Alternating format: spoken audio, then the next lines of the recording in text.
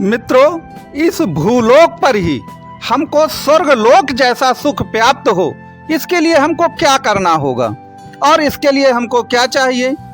तो इसका उत्तर अलग अलग होगा। कोई कहेगा कि महाराज मेरी जॉब लग जाए, कोई कहेगा लड़की की शादी हो जाए, कोई कहेगा कि मैं फिल्मी सितारों की तरह फेमस हो जाऊं, कोई कहेगा कि मैं अंबानी की तरह बन जाऊं। सबकी अपनी अपनी बातें हैं, लेकिन क्या ये सत्य बात है? और क्या ये मीन राशि के लिए सत्य बात है? बिल्कुल नहीं सत्य बात है। आपको रही बात कि आप धीरू भाई अंबानी बनना चाहते हैं या आप फिल्मी सितारे बनना चाहते हैं, तो आप ये बताइए कि कभी किसी आदिवासी ने, कभी किसी खाना बदोश ने, कभी किसी भिखारी ने आत्महत्या की है? आज तक नहीं की है। लेकिन महलों में रहने वाले लोग कई बार आत्महत्या कर लेते हैं। तो क्या वास्तव में उन्हें स्वर्गलोक जैसा सुख था? अगर सुख रहा होगा तो आत्महत्या क्यों करते? आपसे अगर पूछा जाए कि भाई आपकी कुंडली में क्या खराबी है जिसके कारण इतना दुख मिल रहा है, तो कोई कहेगा कि गुरु खराब है, कोई कहेगा शनि ठीक हो जाए तो सारे दुख ही खत्म हो जाएं, कोई कहेगा कि नहीं राहु ने सब मामला बिगाड़ रखा है। लेकिन नहीं, याद रखिए आपकी कुंडली में चाहे सभी ग्रह खराब हों, कोई फर्क नहीं पड़ेगा।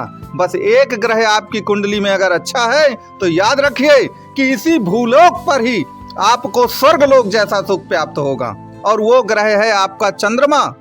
और अगर आप मीन राशि के हैं तो 100% आपके लिए यह और भी ज़्यादा आवश्यक हो जाता है। ऐसा हम क्यों कहते हैं? आपने कहा सुना होगा कि मन के हारे हार है और मन के जीते जीत। अब कहें कबीर हर पाइये मन ही की प्रतीत। कहने का तात्पर्य है कि मन के हारे हार है और मन के जीते जीत।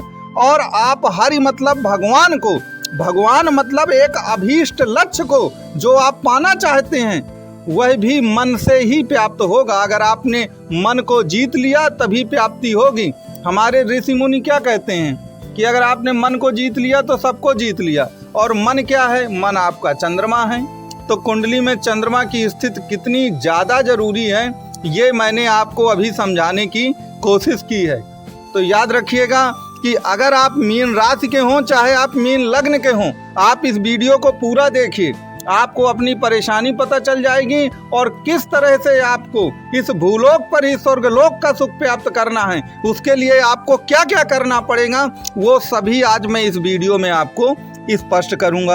अगर आपको वीडियो अच्छा लगे तो वीडियो को लाइक, शेयर और सब्सक्राइब जरूर करिएगा।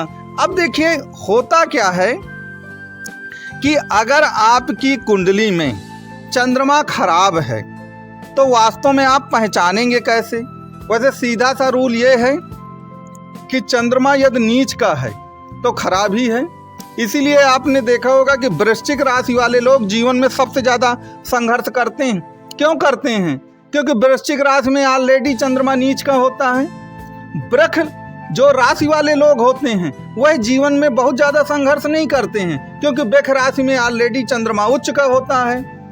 तो चंद्रमा के उच्च या नीच होने से ही जीवन में कितना संघर्ष होगा वह अपने आप पता चल जाता है हमको। अब अगर आपका चंद्रमा अच्छा नहीं है तो आप याद रखिए आप जीवन में कभी पंक्चुअल नहीं हो पाएंगे, कभी पंक्चुअल नहीं होंगे।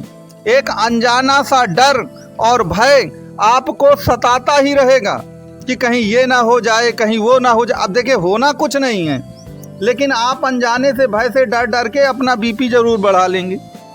स्ट्रेस जो है वह होता ही रहेगा। मेरे पास ऐसे बहुत सारे पेशेंट आते हैं मानसिक रोगी, तो मैं उनकी कुंडली देखकर उनको ये बताता हूँ कि वास्तव में वो अपनी समस्या पहले मुझको बताते हैं कि महाराज ये अच्छा नहीं है, वो अच्छा नहीं है, ये काम नहीं हुआ, वो काम नहीं हुआ। किसी ने हमको बताया है कि राहु ग्रहण दोष लगा रहा है, कोई कहता है कि शनि ये कर रहा है, कोई अगर शनि अच्छा हो जाए, गुरु अच्छा हो जाए, चंडाल योग अच्छा हो जाए, सब ठीक हो जाए। मैंने कहा सब कुछ अच्छा हो जाए, लेकिन तब भी समस्या नहीं जानी, क्योंकि समस्या तो कहीं और है। याद रखिए जिस घर का आप निर्माण कर रहे हैं उस घर की जो नींव है वो चंद्रमा है। क्योंकि जब आपका मन किसी में लग जाता है तभी तो भाई हर विचार तो मन से उठने हैं ना, और तभी, और जब आप इनकरेज होते हैं, आत्मविश्वास आता है तो वो तो मन से आना है। तो सब कुछ आपके मन पर ही निर्भर है। अगर आपका मन अच्छा नहीं है, चंद्रमा कमज़ोर है, तो याद रखिए जीवन में आप कभी जोखिम नहीं ले पाएंगे, कभी जोखिम नहीं लेंगे। थोड़ी थोड़ी सी चीज़ों में डरेंगे आप कि इस रिस्क को लेने में कहीं मुझे नुकसान न लग जाए। अब फिर जब वो अवसर हाथ से निकल जाएगा तो पछतावा करेंगे, क्योंकि मन टूटना है। मन को ठीक करने के लिए अब आपको क्या करना पड़ेगा, अब उसकी बातें सुन लीजिए। देखिए, चंद्रमा जो है आपके मन का स्वामी है, और चंद्रमा को क्या कहा गया है? चंद्रमा लिक्विड है, तरल पदार्थ। चंद्रमा को पानी भी कहा गया है। तो अगर चंद्रमा को पानी कहा, चंद्रमा बड़ा कूल डाउन वाला ग्रह है।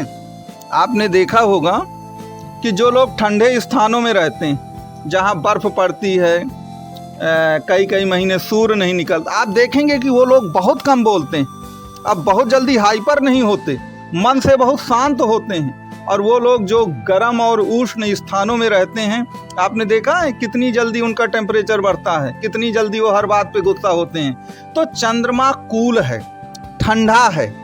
आपने देखा होगा जो लोग, बड़े लोग एसी ओसी में रहते हैं दिन रात, एसी में रहने वाला लोग बहुत जल्दी झगड़ता नहीं है, बहुत शांत शांत आपको दिखेगा।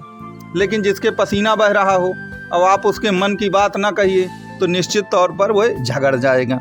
तो अगर आपकी कुंडली में चंद्रमा खराब है और आप मीन राशि के हैं, तो याद रखिएगा आपको कुल मिलाकर क्या करना है कि सबसे पहले पानी का सबसे ज़्यादा प्रयोग करना है। जितना पानी आप पीते हो उसमें कम से कम 1 से 1.5 लीटर पानी प्लस करिए, धीरे धीरे बढ़ा के। पहला तो आपको ये रेमेडीज है। दूसरी रेमेडीज ये है कि किसी ठंडे स्थान में निकल जाइए, ठंडे स्थान में कुछ दिन रहिए, निश्चित तौर पर आपको लाभ होगा। अब चंद्रमा की जो धातु है, धातु आप जानते हैं कि धातु क्या है?